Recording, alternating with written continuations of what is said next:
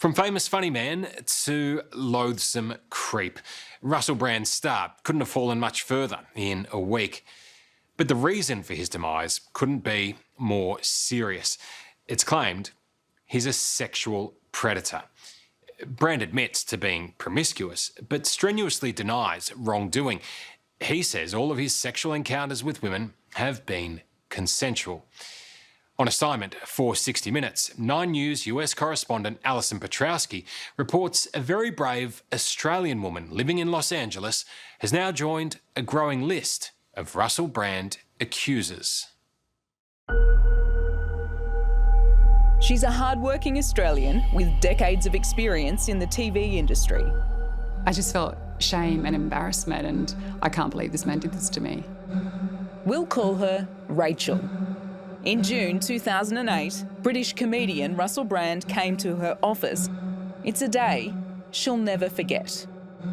There was somebody in our front atrium who would not stop ringing the bell to the office. So I got up and I started walking around to the front of the office. And I was actually saying, all right, you can stop ringing that bell. I can hear you, just stop. Just stop ringing the bell. Accompanied by his entourage, the larger-than-life Lothario was there to record a radio show for the BBC, which shared space in her building. And when I opened our front office door, there was Russell, by which stage he'd come in along with the 3 other men he was with. Do you have much of an interaction with him then? No. I didn't know who he was, and I didn't know anything about him. What happens? The BBC producer came to meet them, then took them to their radio studio. It was an ordinary moment in an ordinary working day. But things took a disturbing turn 15 minutes later when Rachel needed medication for a sinus issue. I went for a walk back through our corridor to make my way into the bathroom, went past the studio where the door was open, where the 4 men were. So Russell Brand has seen you. You've gone into the bathroom. I've opened up a cupboard where the first aid kit is kept, along with our medicines. And when I turned around, there was a groin in front of me. What are you doing in here? Like, what are you doing, mate? And he goes, oh, you're a bit all right, aren't you? You're a bit all right. And I thought, oh, okay. And then he goes, I'm going to call you Betty. I'm going to call you Betty. And I went, but that's not my name. He said, I'm going to you. And I went, no, you're not. And he goes, yeah, I am. And I said, no, you're not. And before you know it, his penis was on his hand and he was pretty much serving it to me as he would a dish or as you'd serve someone some food. Russell Brand pulls his penis out in front of you. He presents it to you. On his hand. What did he say to you? He just kept saying, I'm going to you, I'm going to you. And I thought, what is this man doing? Like, why would he be doing this to me? And then before you know it, there was a loud banging on the door. They were calling for him to come into the studio. And I thought, oh my God, thank God I've been spared this creep. I sat back at my desk and I had to think about what just happened. And I texted the BBC person to say, I was just in the bathroom and Russell Brand shut the door and he showed me his penis and he said, yes, I know, he's talking about it on air. You're listening to the Russell Brand radio show. We are in Los Angeles. It is not live. This is Unbelievably, just seconds into his pre-recorded radio show with fellow comedian Matt Morgan, Brand was bragging about exposing himself to the woman in the bathroom.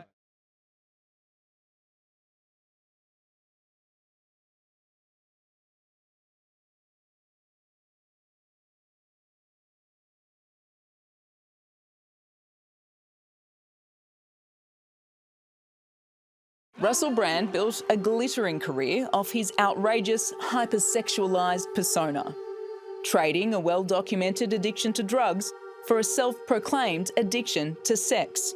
And somehow, we all laughed along. I like them blowjobs, right, where it goes in their neck a little bit. I would never suggest it. I'm not suggesting it. It's their idea. But the laughing stopped this week when extraordinary allegations of predatory behaviour were made by 4 women on Britain's Channel 4. He's grabbing at my my underwear, pulling it to the side. I'm telling him to get off me, and he won't get off. Like holding me up against the wall, pushing himself in me. He grabbed me and got me on the bed. I was fully clothed and he was naked at this point, and he held me down and he was just aggressively trying to, you know, me. I was like, oh my God, he raped me. It's only since those accounts emerged that Rachel realised that her own ordeal had been fodder for Russell Brand's radio audience. So for the longest time, I thought that the audio, what he had said, didn't make the final program, if you would, the final edit of his show. She was astonished the BBC hadn't vetted it and cut it out. Am I supposed to ring that little bell with my finger? Have you Got ever told eaten off for peanuts ringing a at bell. bar? Minutes later, he was showing his willy. Tell me, how did you feel when you heard that radio broadcast? Disgusted and ashamed and embarrassed. He was misogynistic. He put me down. It made me sick. But I felt it corroborated my story that he is a predator. He is a leech. He's not a very nice man. And so in a way I felt vindicated because it was there and he actually admits to doing it. He said it on air. He did say it on air. To her deep shame and regret, Rachel never made an official complaint about what Russell Brand did in 2008. When she brought it up with friends, they laughed it off. Kind of jocular, yeah, almost like, oh, that's rather funny, but it is Russell Brand, it's kind of okay. These were the days before Me Too, when women, particularly those in the entertainment industry, were expected to put up and shut up. You don't want to be that one that brings this to light, that brings attention to someone's behaviour. In hindsight, I wish I'd had, but I actually thought nobody would have believed what I had to say, and I couldn't be that person to do it. It's really that simple there. And the shame that I would have brought upon my family, my mum and dad, I just thought, I can't do it. It's pretty embarrassing. Russell Brand's glory days are long gone. In the last few years, he's turned his back on mainstream entertainment to become an alt-right conspiracy theorist and vaccine skeptic. Ahead of the women's allegations being aired, Brand went on the offensive, denying them all and telling his millions of followers on YouTube he was the victim of a witch hunt. Now, during that time of promiscuity, the relationships I had were absolutely always consensual. I was always transparent about that then, almost too transparent. And I'm being transparent about it now as well. And to see that transparency metastasized into something criminal that I absolutely deny makes me question, is there another agenda at play? 3 days later, YouTube suspended advertising on his channel, stopping Brand from making money from the site.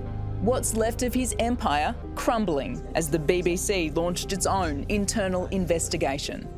We'll look at any complaints made about Russell Brand's conduct during his time, what was known at the time, what was done. So full transparency, we're going to dig into anything that we've got there.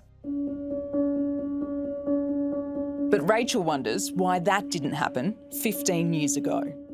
I think that's what I'm kind of struggling with right now, is that I think back and I think, no one's ever called me. No one has it. No one back then. Did they actually listen to it? Did they listen to the output and go, oh my God, Russell has just shown someone his penis in a bathroom, pulled out his willy? They didn't. Now you know that the audio exists, that it did go to air, that thousands, hundreds of thousands of people heard it, that the BBC heard it, and nothing was ever done about it. How does that make you feel? A bit upset, a bit sad. It's sad. Months after the incident, when I was having a coffee in a suburb not so far away from the office, I was leaving with a friend of mine who knew what had happened, and he pulled up with Katy Perry, and he saw me and put his head down and ran off, and she was behind me, to which my friend said, I think he knows. He recognised you and was worried that you may go up to him. And did you think that he recognised you? I did. That interaction sounds very different from the Russell Brand that you had met. Night and day. night and day. Rachel and the other women who have spoken out have endured years of torment and guilt, but they now have a growing sense that truth will win the day. So far, all we've heard from Russell Brand is that he is a victim of conspiracy. Do you buy that? No. I don't know. There's no, these things are happening. There's no conspiracy. No, he's a liar. He's a predator.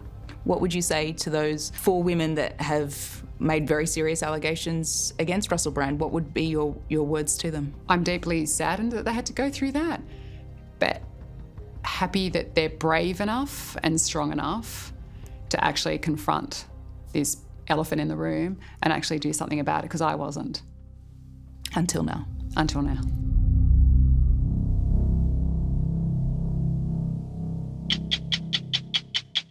If this story has raised issues, there's help available. Call 1-800-RESPECT, which is 1-800-737-732. Hello, I'm Tom Steinfort. Thank you for watching 60 Minutes Australia. Subscribe to our channel now for brand new stories and exclusive clips every week. And don't miss out on our extra minutes segments and full episodes of 60 Minutes, which are on 9now.com.au and the 9Now app.